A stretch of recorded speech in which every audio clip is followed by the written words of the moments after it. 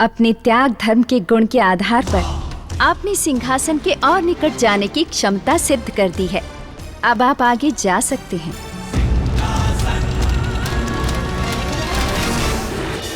किंतु याद रहे, आगे भी आपको इन्हीं गुणों और योग्यताओं को बनाए रखना होगा। आपकी इस बात को सदा ध्यान में रखूंगा देवी।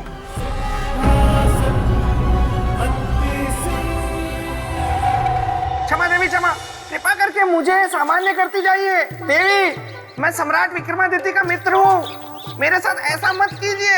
ये चूहा बन के कब तक रहूंगा?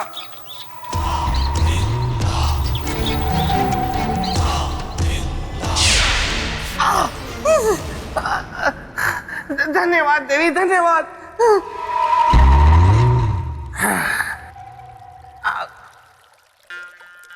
राजन, आप फिर से भ्रम जाल में फंसे। मैं अब भी आपको कह रहा हूं कि अपने मन में उठ रहे इस झूठे स्वप्न को भूल जाइए, क्योंकि आप कभी सम्राट विक्रमादित्य के सिंहासन तक नहीं पहुंच सकते। अरे देखिए, शुरू शुरू में परीक्षाएं सरल होती हैं, कोई बालक भी उत्तीर्ण कर सकता है, लेकिन जैसे जैसे आप सिंहासन के निकट पहुंचते जाएंगे, परीक्षाएं और कठिन होती जाएंगी और जटिल होती जाएंगी, फिर आप उनका हल नहीं निकाल सकते। इसलिए अभी भी कहता हूँ राजन, मेरे साथ वापस निकल चलिए। आइए चलिए। चलिए। राजन, राजन, राजन,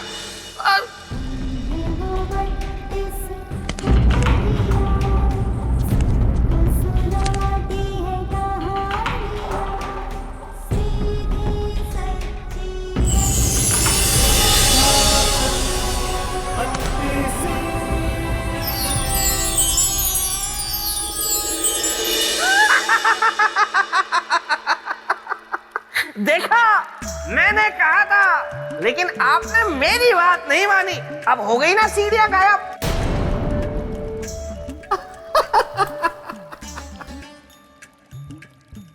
बेताल, मैं जानता हूं ये एक साधारण सिंहासन नहीं है। तुम्हारे मित्र चक्रवर्ती सम्राट विक्रमादित्य का असाधारण सिंहासन है। वही तो।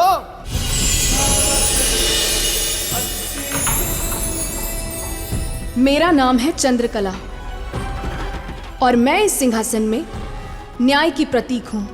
राजा भोज, आपका उद्देश्य मैं जानती हूँ कि आप यहाँ क्यों आए हैं, किंतु आप अपने उद्देश्य में सफल नहीं हो पाएंगे। बिल्कुल सही कहा देवी आपने। यही बात तो कब से मैं इन्हें समझाने का प्रयत्न कर रहा हूँ। मैं बेताल आपको प्रणाम करता हूँ देवी। हम आपको जानते हैं बेताल, लेकिन आप यहाँ क्यों आए हैं? जहाँ मेरे मित्र की चर्चा, वहाँ मैं।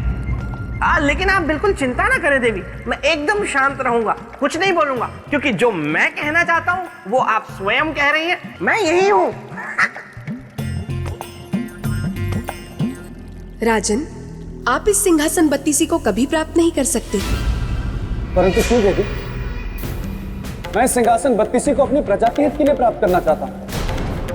आप मुझे अवसर दें, मैं किसी भी चुनौती के लिए तैयार हूं। चुनौती नहीं है, एक कसौटी है जिस पर आपको खरा उतरना होगा। मैं तैयार हूं देवी। तो सबसे पहले आपको चक्रवर्ती सम्राट विक्रमादित्य के न्याय के विषय में जानना होगा। अवश्य जानना चाहूंगा। तो सुनिए, चक्रवर्ती सम्राट विक्रमादित्य इस संपूर्ण धरती पर एक अकेले न्यायप्रिय राजा थे। उनके समान इस धरती पर और कोई दूसरा न्यायप्रिय राजा नहीं था। एक समय की बात है जब चक्रवर्ती सम्राट विक्रमादित्य के दरबार में आधी रात को एक महिला न्याय मांगने आई। हमारे साथ अन्याय हुआ है महाराज, न्याय कीजिए, न्याय कीजिए महाराज, न्याय कीजिए, न्याय कीजिए।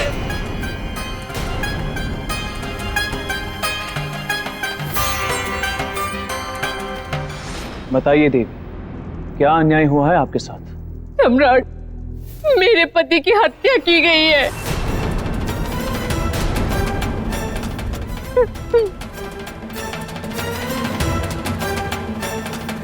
किसने की है हत्या, बताइए हमें। इस अपराध का कठोर दंड मिलेगा। क्षमा करें चक्रवर्ती सम्राट, मैं इस देवी से एक प्रश्न पूछना चाहता हूं। देवी, यदि मैं भूल नहीं कर रहा हूं तो आप इस राज्य की निवासी नहीं। जी हाँ, आपने बिल्कुल सही पहचाना। मैं इस राज्य की नहीं हूँ, पड़ोसी राज्य में रहने वाली हूँ। पड़ोसी राज्य की? जी हाँ। अब तो न्याय के लिए आपको अपने राज्य के राजा के पास जाना चाहिए। आप यहाँ क्यों आई? सम्राट, वो इसलिए कि जिस तीर से मेरे पति की हत्या हुई है वो आपके राज्य का था।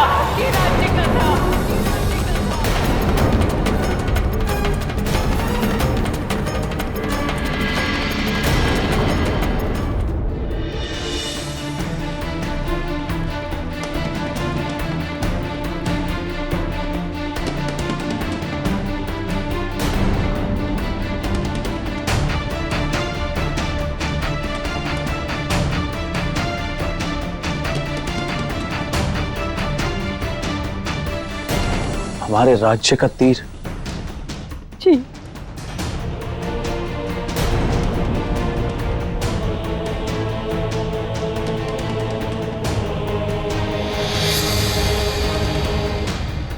ये वही तीर है सम्राट, जिससे मेरे पति की हत्या हुई है।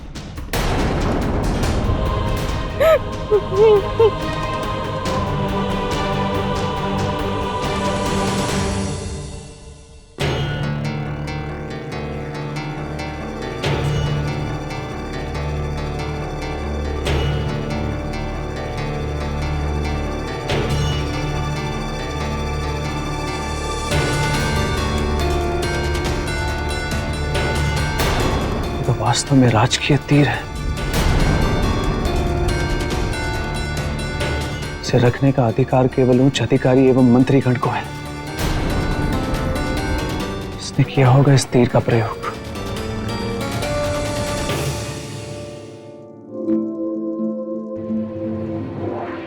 आप निश्चिंत रहे देवी,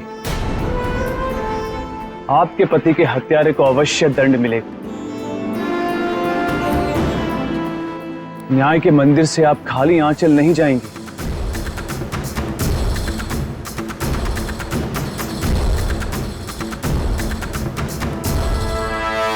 सम्राट के सामने था एक प्रश्न बड़ा, विराट न्याय का रूप खड़ा। क्या हत्या थी केवल एक राजकीय समस्या? किसने चलाया होगा तीर, जो बन गई एक अनबुझी पहेली, उस औरत की पीर?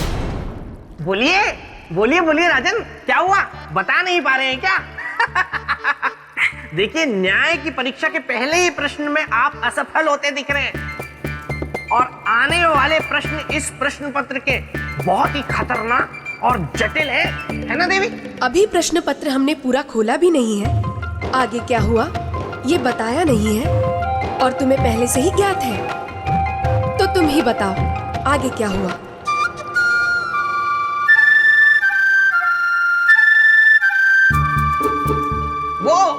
वो देवी, मैं तो केवल अनुमान लगा रहा था कि जब पहला ही प्रश्न इतना सर घुमा देने वाला है तो आगे आने वाले और प्रश्न कितने जटिल होंगे। तो मैं राजा भोज को सलाह दे रहा था, क्योंकि मैं इनका शुभ चिंतक हूं ना। आप बोलिए, मैं जाता हूं। तो बताइए राजन, ऐसी स्थिति में जब हत्या की शक की सुई चक्रवर्ती सम्राट विक्रमादित्य के किसी अत्यंत निकट व्यक्ति पर घूम रही हो, तो क्या सम्राट ने निष्पक्ष न्याय किया होगा? सम्राट ने निष्पक्ष न्याय किया होगा? बिल्कुल किया होगा देवी, क्योंकि जब एक राजा अपने न्याय के सिंहासन पर बैठता है तब वो राजधर्म से बंधा हुआ केवल एक सम्राट होता है, जिसकी दृष्टि में सभी समान हो।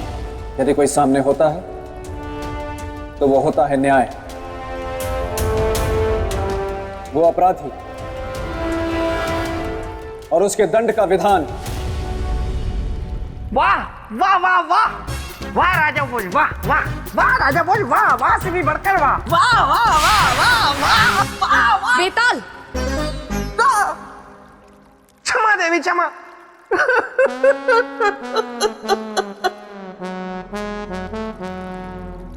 देवी, ये जानकर कि वो तीर राजकीय है और सम्राट के किसी निकट व्यक्ति ने चलाया है, तो सम्राट ने क्या किया?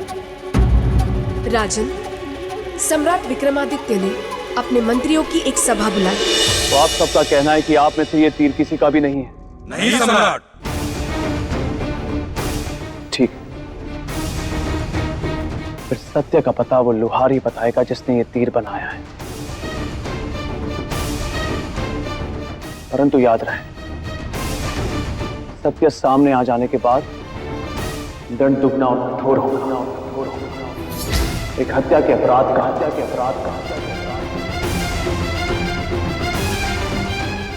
और दूसरा सत्य छिपाने।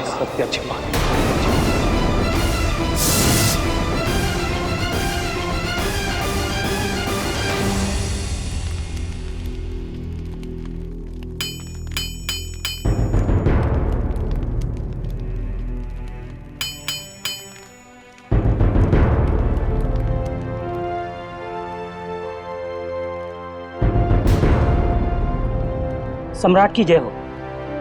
सम्राट, आप यहाँ कारखाने में मुझे आदेश करके बुलवा लिया होता, आपने क्यों कष्ट किया? नीति कहती है कि प्यासे को ही कुएं के पास जाना चाहिए, सो हम आ गए। क्षमा कीजिएगा महाराज, मैं कुछ समझा नहीं। आप सब समझ जाएंगे।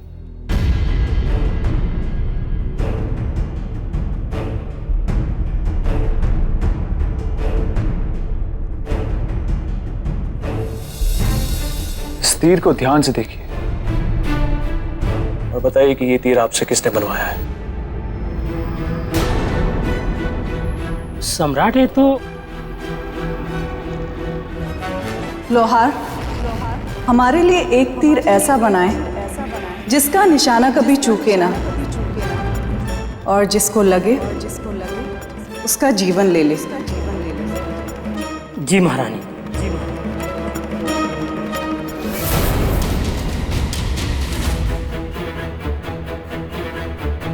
मैं आपसे कुछ पूछा?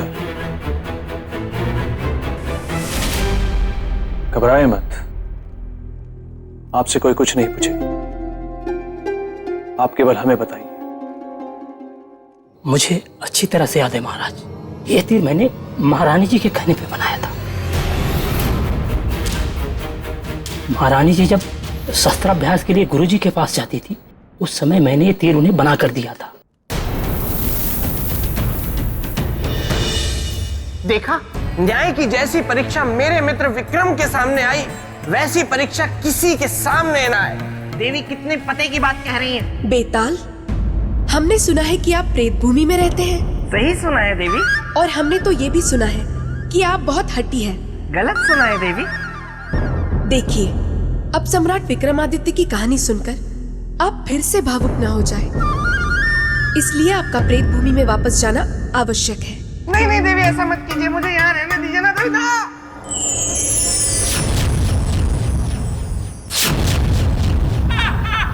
वाह कुंडल, लगता है परीक्षा मेरे ही सामने आने वाली है।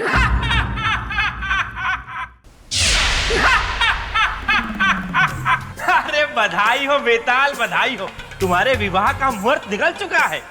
अरे इस कोने से बाहर निकलो, देखो प्रेत लोक में कैसे विवाह की तैयारियां चल रही हैं धूमधाम से। तुम शायद भूल रहे हो विवाह कुंडल, मैं हूँ बेताल, गलने नहीं दूंगा किसी की दाल। बेताल, विवाह के लिए तुमने स्वयं हाँ कहा था, अब तुम नहीं कर सकते इनकार, करना ही होगा मुझे स्वीकार। आओ आओ सौंदर्य लेखा, तुम्हारी ही कमी थी, अकेली आई हो, अपनी सहेली को साथ नहीं लाई।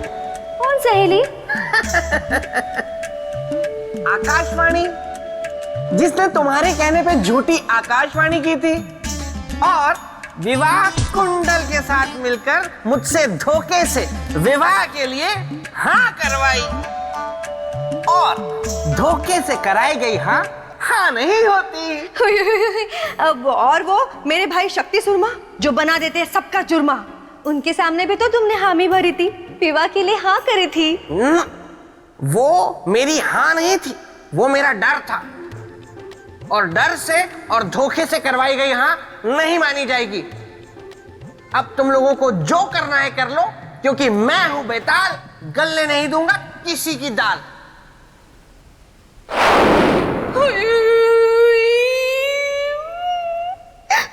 चिंता मत करो बेताली, मेरा नाम भी विवाह कुंडल है। मेरे दिमाग में एक युक्ति है, कान यहां लाओ।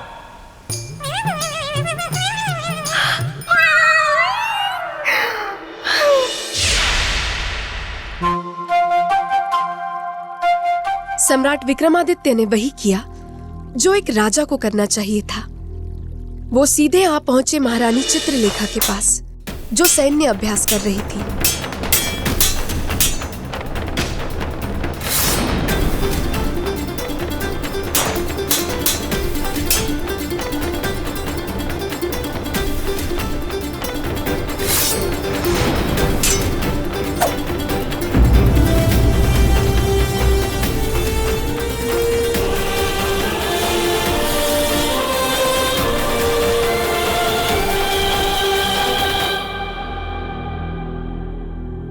पुत्री, तलवार विद्या के साथ ही आज तुमने शस्त्र अभ्यास की सारी परीक्षा पूर्ण कर ली। अब केवल एक और परीक्षा बाकी है, इसमें तुम्हें उत्तीर्ण होना है। कौन सी परीक्षा गुरुदेव? धनुष विद्या की। अभी उसमें तुम्हारा लक्ष्य अचूक नहीं हुआ है, उसका निरंतर अभ्यास तुम्हारे लिए आवश्यक है।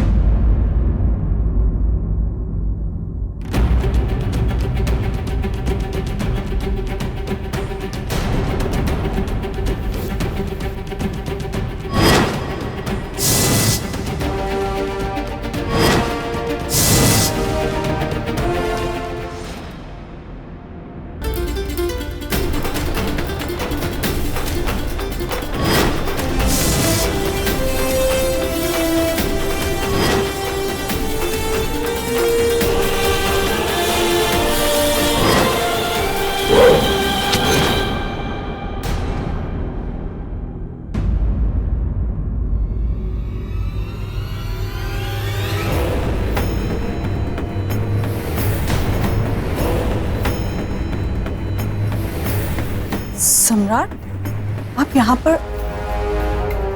आने का कोई विशेष कारण? अत्यंत विशेष।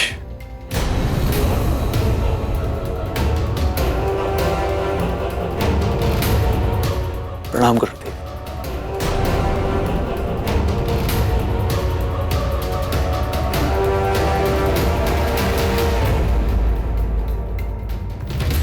क्या सम्राट?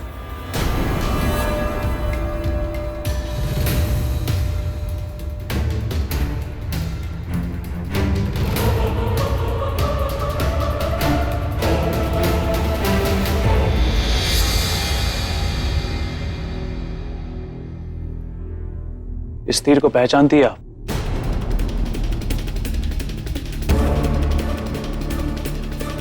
हाँ हाँ, अच्छी तरह। ये तो हमारा ही तीर है। अभी 2 दिन पहले ही जब हम तीर अभ्यास के लिए शिकार पर गए थे, तो ये तीर हमने एक जंगली पशु पर चलाया। पर आश्चर्य की बात ये है कि शिकार के बाद ना तो हमें कोई जंगली पशु मिला और ना ही हमारा तीर। पर 2 दिन बाद आपको ये तीर कहां से मिला? महारानी चित्रलेखा, जब तक निशाना अचूक ना हो तब तक ऐसे जहरीले तीर का उपयोग नहीं करना चाहिए। क्यों? ऐसा क्या हुआ तीर चलाने पर?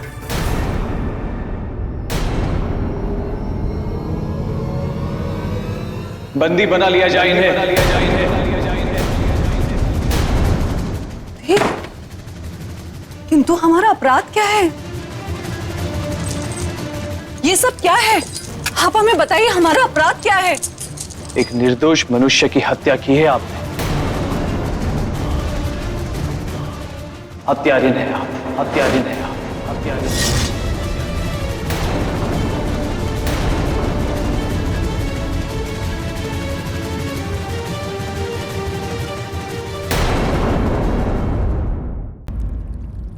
राजन, आपके विचार में जो सम्राट विक्रमादित्य ने किया, क्या वो सही था? मेरे विचार से सही था देवी। बिना किसी ठोस सबूत के किसी को बंदी बना लेना कैसे सही हो सकता है राजन? शायद ये कथा आपने ध्यान से सुनी नहीं है। महारानी के विरुद्ध कोई ठोस सबूत नहीं था, केवल संदेह था। देवी, न्याय का सिद्धांत ये कहता है कि जिस पर भी संदेह हो उसे सबसे पहले बंदी बना लेना चाहिए ताकि उससे पूछताछ हो सके। बिल्कुल सही कहा, बिल्कुल सही कहा राजा भोज आपने, क्योंकि मेरे मित्र विक्रमादित्य न्याय के मामले में कभी गलती कर ही नहीं सकते थे। देखा आपने, भले स्वयं की पत्नी क्यों ना हो, उन्होंने उसे भी बंदी बना लिया। लेकिन मेरे मित्र की जगह अगर आप होते और आपके सामने ये परिस्थिति होती तो क्या आप ऐसा करते? नहीं नहीं नहीं, नहीं। उत्तर मत दीजिए, उत्तर मुझे पता है, आप ऐसा नहीं करते, क्योंकि मेरे मित्र जैसा न्याय प्रेमी कोई हो ही नहीं सकता। मेरा मित्र विक्रम, विक्रम विक्रम, मेरा मित्र विक्रम। ये इतनी भयानक आवाज किसकी है? तुम्हारी है बेताल। मेरी? और अगर तुम चाहते हो ना कि तुम्हारी आवाज और भयानक ना हो तो एकदम शांत हो जाओ।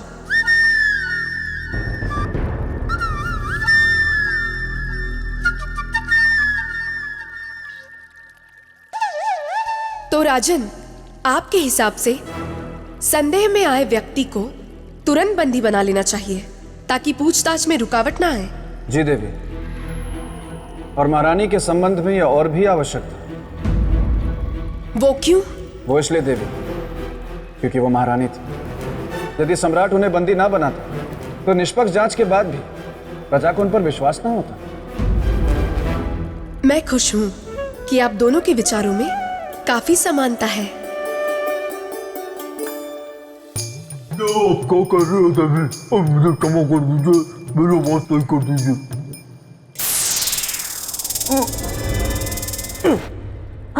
धन्यवाद देवी, धन्यवाद। ये आप क्या कह रही हैं देवी? कहाँ मेरा मित्र विक्रमादित्य और कहाँ राजा भोज? बेताल, राजा भोज ने बिल्कुल सही कहा। सम्राट विक्रमादित्य ने भी ये निर्णय यही सोच कर लिया। पूरी घटना बताएं हमें।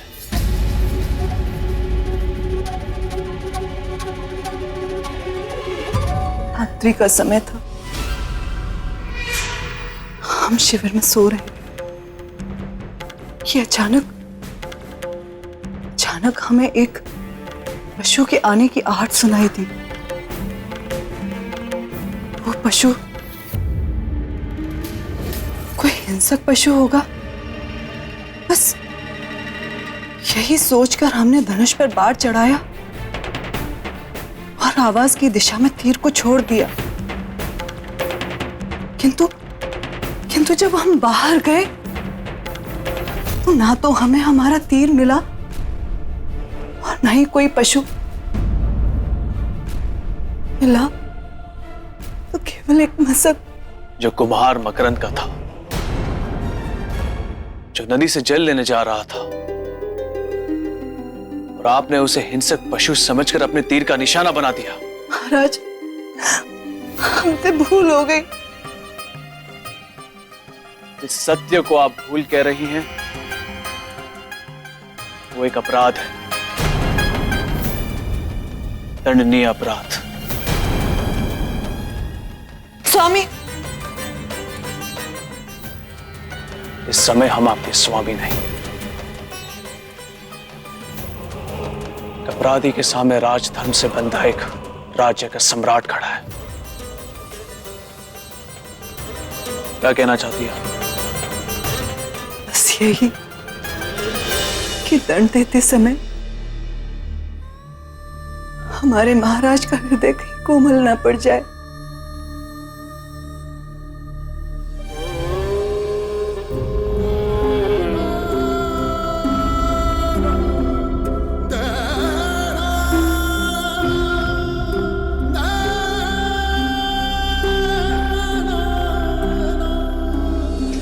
स्वामी, स्वामी,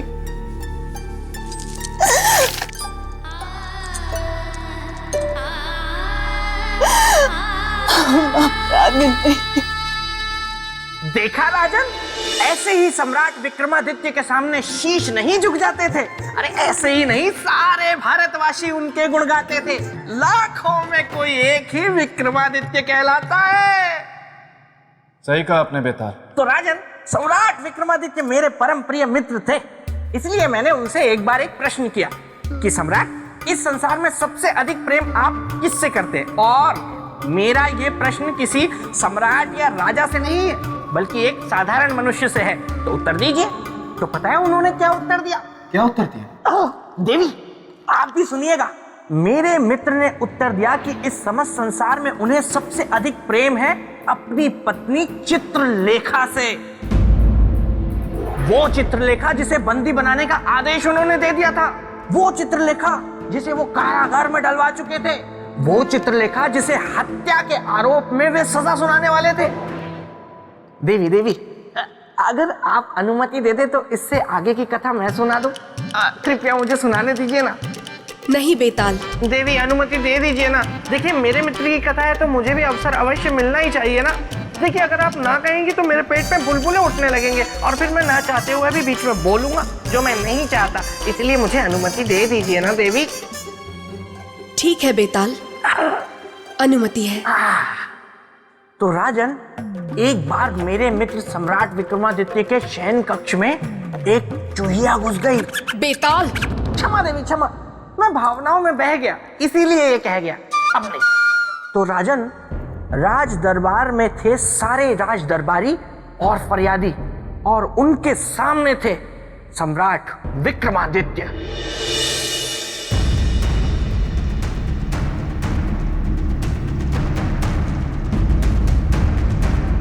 सेनापति, बंदी को बुलवाया जाए।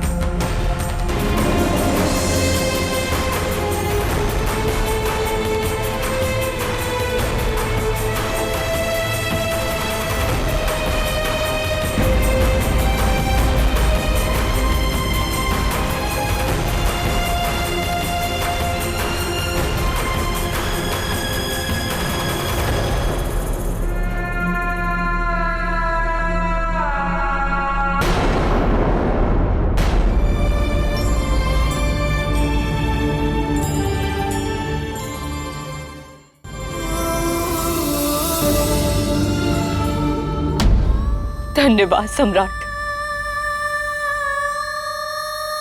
एक नारी होकर नारी के जीवन को उजाड़ने वाली, क्या बिगाड़ा था मेरे पति ने तुम्हारा? क्यों मार डाला उन्हें? क्यों आग लगा दी मेरे जीवन में, मेरे सुहाग को? चुप क्यों? बोलो, उत्तर दो। क्या पाया तुमने उन्हें मारकर?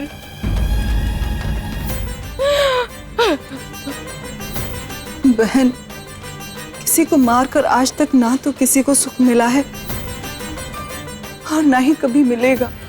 झूठ बोलती है तू।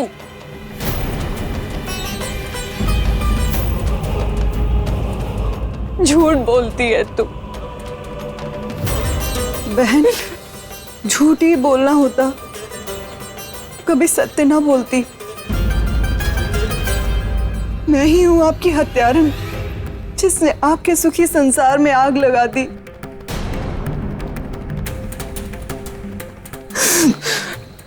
इसलिए सम्राट से प्रार्थना है कि मुझे दंड दिया जाए, कठोर से कठोर दंड दिया जाए।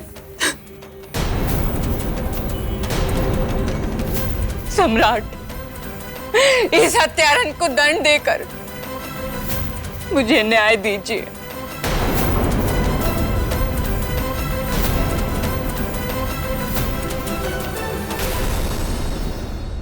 बोलिए, क्या न्याय चाहिए आपको? इस अपराधिनी को आजीवन बंदी गृह में डालने का दंड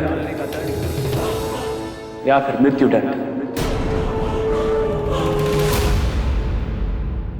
नहीं सम्राट,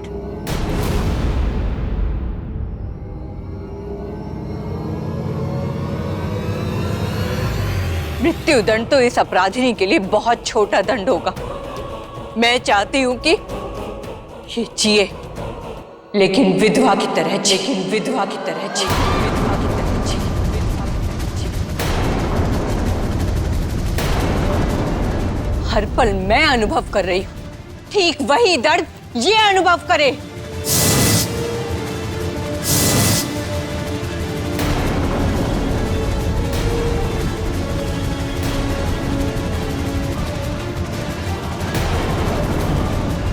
मैं चाहती हूं कि इसके पति की हत्या मैं अपने हाथों से करूं।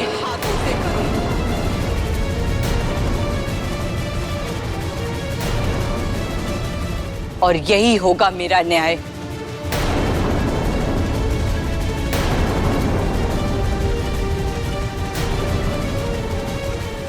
समस्या विकट थी, विकराल थी। एक तरफ था न्याय और दूसरी तरफ सम्राट विक्रमादित्य के प्राण।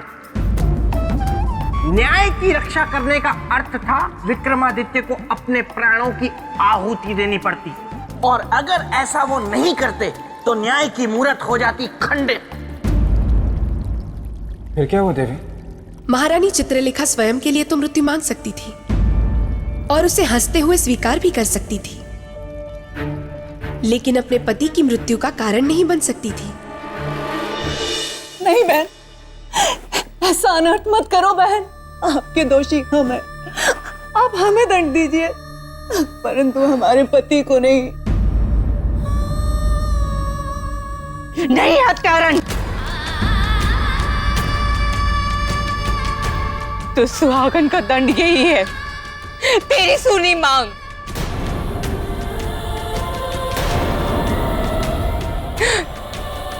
सम्राट, इसके पति को मेरे सामने शीघ्र लाया जाए ताकि मुझे न्याय मिल सके।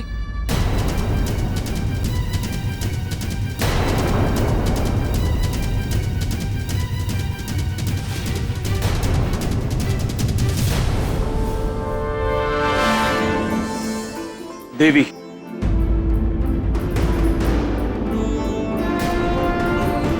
आपको अवश्य न्याय मिलेगा। ये चक्रवर्ती सम्राट विक्रमादित्य का वचन है।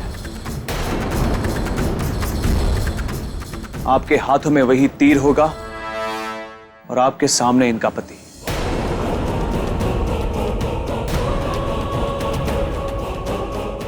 आपके हाथों में वही तीर होगा और आपके सामने इनका पति। नहीं सम्राट,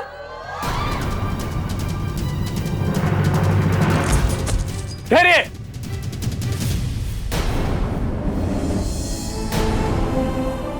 ले जाइए इन्हें।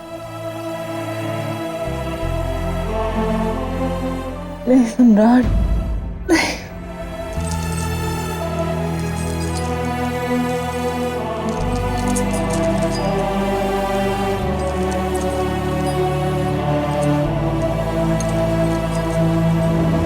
इन्हें न्याय के लिए धनुष और वही बाण दिया जाए।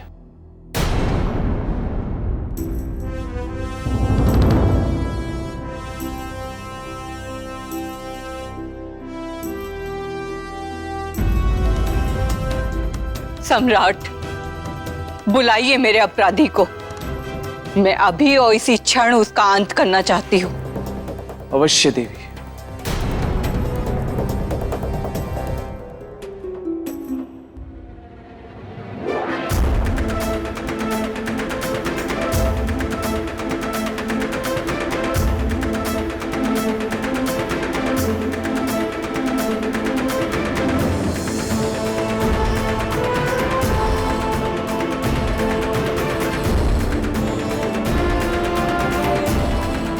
आपका अपराधी आपके सामने खड़ा है देवी, आपके सामने खड़ा है देवी। अपना न्याय पूरा कीजिए, अपना न्याय पूरा कीजिए, न्याय पूरा कीजिए।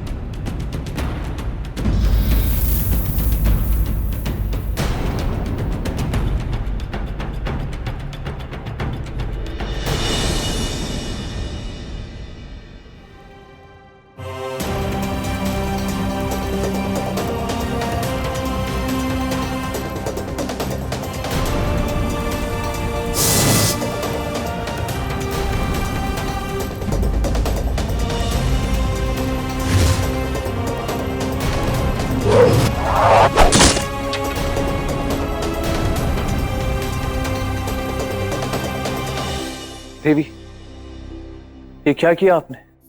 सम्राट,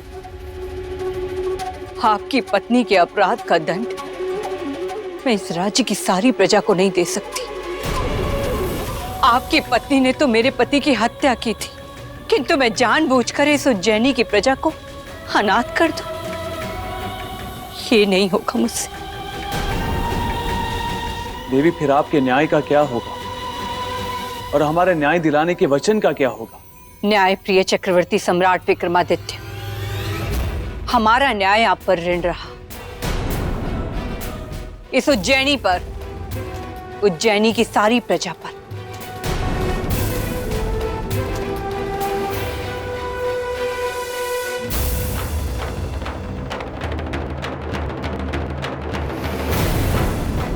अब हम चलते हैं अपने राज्य।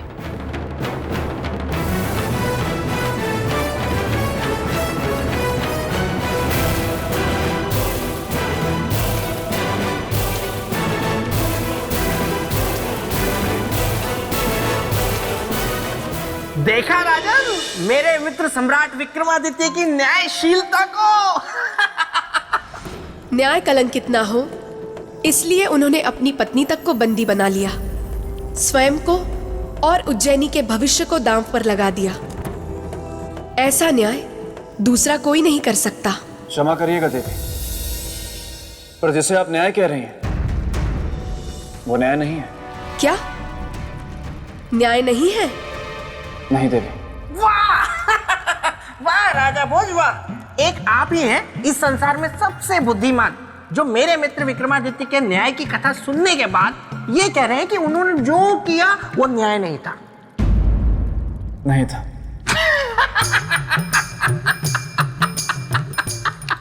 राजा भोज, आप बहुत हंसमुख हैं।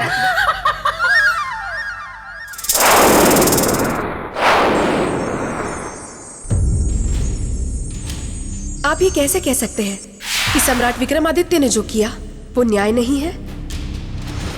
देवी, न्याय का अर्थ होता है न्याय मांगने वाले का भला, परंतु इस न्याय से तो सुनंदा का कुछ भला हुआ ही नहीं, बल्कि उसने जीवन दान देकर सम्राट के साथ साथ पूरी उज्जैनी का भला कर दिया।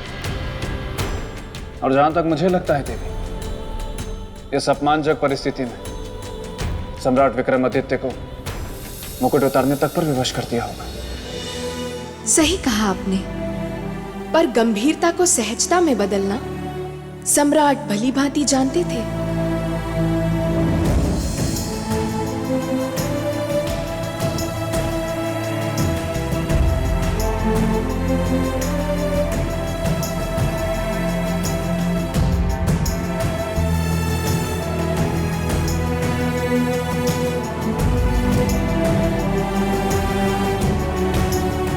रहा मीर जी, आज से हम इस राज्य के सम्राट नहीं रहे।